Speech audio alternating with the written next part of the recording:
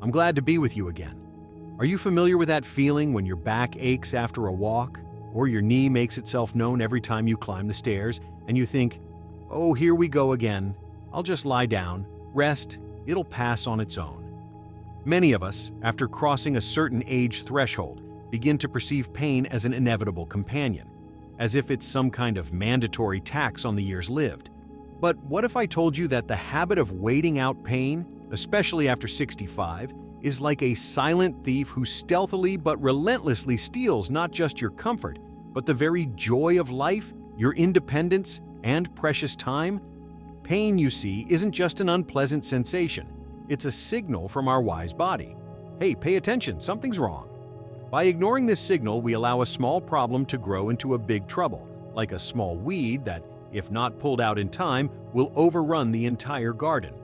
Today, we'll talk about why enduring and waiting it out is a path to serious losses, and how, by changing this attitude, you can reclaim ease of movement, vitality, and a full life. I promise, this won't be a lecture, but a confidential conversation, and the advice will be simple and understandable. Stay with me, and you'll learn how much you can change for the better. And perhaps the most insidious loss we face when we decide to wait out pain is the loss of precious time. Instead of immediately consulting a specialist and taking action, we postpone. And the illness, like that uninvited guest, doesn't sleep. It quietly undermines our health day by day, week by week. I remember Arthur? He was 72 when his knee started to bother him. It's nothing, he thought, just the weather changing, or I walked a lot yesterday. He rubbed it with some ointment from an advertisement, sometimes applied a cabbage leaf as his neighbor advised. The pain would subside, then return with renewed force. Arthur was an old-school man, used to enduring and not complaining. It seemed to him that going to the doctor with such a trifle was taking up the doctor's time and showing his weakness. Months went by. His knee hurt more and more. He started to limp, and he gave up his beloved walks in the park. When his wife, Elizabeth, finally insisted on a doctor's visit, it turned out that the arthritis, which could have been treated effectively in its early stages, had progressed to an advanced form. Now, more serious and prolonged treatment was required, and full recovery became much more difficult. Arthur deeply regretted not listening to his body sooner, for waiting it out. He said, "It's as if I gave that arthritis 6 months of my active life when I could have still been walking, enjoying my grandchildren without this constant nagging pain." You see, pain is like a warning light on your car's dashboard. If it lights up, you wouldn't wait for the car to break down in the middle of the road, would you? You'd go to a mechanic. It's the same with our bodies. The sooner we react to the signal, the easier and quicker it is to fix the malfunction. By delaying, we allow a small problem, like a snowball rolling down a hill, to turn into a huge avalanche that will be much harder to deal with. And this lost time, unfortunately, often results not only in the worsening of the illness itself, but also in a gradual decline in our activity, leading to another serious loss, the loss of independence. When something hurts, we instinctively start to move less. If our back hurts, we try to bend less. If our joints ache, we avoid stairs and long walks. And this seems logical, to take care of ourselves. But therein lies a trap. Imagine Eleonora. She was 68 and adored her small garden behind the house. Every morning she would go out there, fuss with her flowers. It was her escape. But her lower back started to ache. At first, not severely, then more noticeably. Old age is no joy. She would sigh and try to bend less. Then she stopped going out into the garden altogether because after any work there, her back would ache unbearably. She started sitting at home more, watching television. Her favorite hobby was abandoned. 6 months later, Eleonora noticed that it had become difficult for her to even go to the store for groceries. Her legs tired quickly, and her back would start to hurt. She increasingly asked her daughter for help with shopping. At first, her daughter was surprised, as her mother had always been so active. Then she became alarmed. It turned out that Eleonora had muscle tension and a slight vertebral displacement, which could have been easily corrected with special exercises and massage. But during the time she waited out the pain, her muscles weakened, and the habit of inactivity took root. When Eleonora started exercising, she cried with frustration. "I locked myself within 4 walls, and I could have been enjoying my roses all this time." Our body is designed in such a way. What isn't used atrophies, muscles weaken, joints lose mobility, coordination deteriorates. It's like an old mechanism that has been idle for a long time. It starts to rust and creak. First, we give up one thing, then another, and soon it's hard for us to get up from a chair, hard to dress ourselves. The pain we waited out stealthily deprives us of the ability to do what we love and, ultimately, robs us of our independence. But when the body is crippled by pain, when familiar movements become torture, it's not just our physical form that suffers. Pain relentlessly penetrates deeper, touching the most delicate strings of our soul, and this is another huge loss, a blow to our mental health. Chronic pain isn't just physical suffering, it's constant stress for the body, depleting our emotional resources. It's like an annoying fly buzzing around your ear, preventing you from concentrating, enjoying life, or sleeping peacefully. Here's David's story. He was 75. His shoulder had been hurting for several years. He'd brush it off, probably caught a draft, or pulled it. He didn't go to the doctor, considering it unnecessary. Over time, his wife Sarah began to notice that David had become irritable and withdrawn. He used to love joking, reading newspapers aloud, discussing the news. Now he mostly sat frowning, answering questions curtly. He stopped going to meetings with his old friends from the chess club, saying he wasn't in the mood. Sarah initially thought it was just age, but then she realized it was the constant pain. It was literally draining all his life force. When they finally went to a doctor and David was prescribed treatment that relieved the pain, he seemed to come alive. His smile returned, his interest in life. He himself was surprised. I had no idea this pain was affecting me so much. It was as if a gray fog had lifted and I saw the sun again. Understand? Our body and psyche are inextricably linked. Constant pain can trigger anxiety, apathy, and even depression. It shrinks our world to the size of this painful sensation. We stop noticing the good, lose our taste for life. It's as if you were constantly listening to the same dreary melody. Sooner or later, it would start to depress you. And it's quite natural that such a depressed state, caused by chronic pain, often leads to the next loss, social isolation and loneliness. When we're in pain, when we don't feel well, we lose the desire to socialize, to go out, to meet friends and loved ones. Pain becomes a kind of invisible wall, separating us from the world. Remember Margaret? She was 70 and the life of the party in her knitting club. Every week they would gather, chat, share patterns, drink tea. But Margaret's hip joint started to hurt badly. It became difficult for her to get to the club, and sitting for long periods was agonizing. First, she missed one meeting, then another, blaming it on other commitments. Her friends called, invited her, but Margaret refused. She felt awkward admitting that pain was the reason, and she didn't want to be a burden. Gradually, she stopped leaving the house altogether, except to go to the store. She felt terribly lonely. Her favorite hobby, socializing, all of it was taken away by the pain she tried to wait out.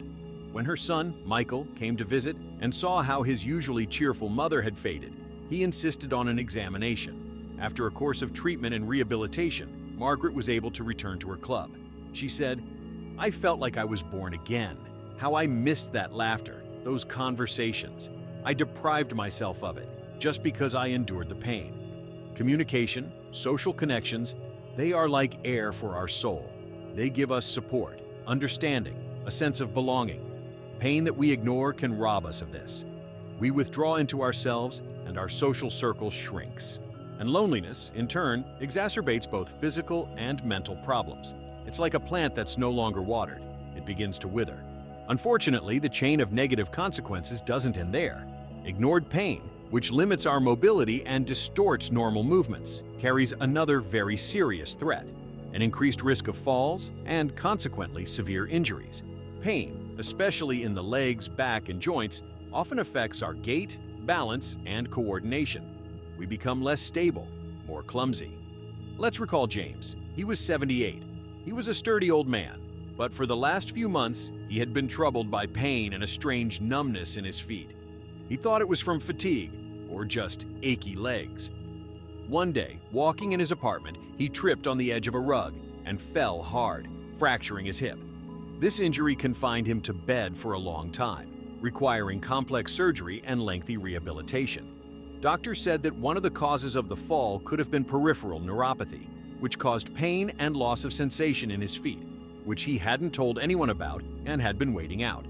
If he had sought help sooner, Perhaps his condition could have been managed, special footwear prescribed, balance exercises recommended, and this terrible injury avoided. James lamented, "I always considered myself strong, and then such a ridiculous thing. If only I had known that this pain in my legs wasn't just fatigue." Falls in old age are not just bruises and scrapes. They often mean fractures that are slow and difficult to heal, leading to prolonged immobility, loss of independence, and can even have fatal consequences. Pain is a signal that something in our mechanism has gone wrong. It's as if a car's steering started to malfunction. Driving such a car is dangerous. And what do we often do? Trying to somehow cope with this undermining pain that prevents us from moving, enjoying life, and even threatens our safety. Many, unfortunately, choose a path that leads to yet another problem. The habit of waiting out pain often leads to the uncontrolled use of painkillers. When the pain becomes unbearable, the hand automatically reaches for a pill, one, then another, and soon it's hard to manage without them. Yet every medication has its side effects. Helen, 66, suffered from frequent headaches. Instead of finding out the cause, she simply took popular painkillers recommended by a friend. At first, they helped, but over time, the headaches became more frequent and severe, and Helen increased the dose. She didn't consider that these pills had instructions, contraindications. A few months later, she started having stomach problems, heartburn, pain. When she finally went to the doctor, it turned out that her headaches were related to problems in her cervical spine, and the uncontrolled use of painkillers had led to gastritis. "I harmed myself," Helen admitted, trying to suppress the symptom instead of treating the cause, "and I ended up with two problems instead of one." Painkillers are not candy. They can be very useful when prescribed by a doctor and taken under their supervision. But self-medication, trying to simply mute the pain without understanding its source, is like trying to patch a burst pipe with a Band-Aid. The leak will stop for a while, but the problem will remain and likely worsen. Moreover, the body gets used to the drugs, and they stop working, requiring larger doses or stronger medications, which increases the risk of side effects on the liver, kidneys, and gastrointestinal tract. And so we come to the fact that all these losses of time, activity, mental balance, social interaction, safety, health from improper treatment add up to one large, all-encompassing loss, a general decline in the quality of life. When every day is accompanied by pain, when you have to give up favorite activities, limit yourself in movement and communication, when your mood and sleep deteriorate, can one speak of a full, joyful life?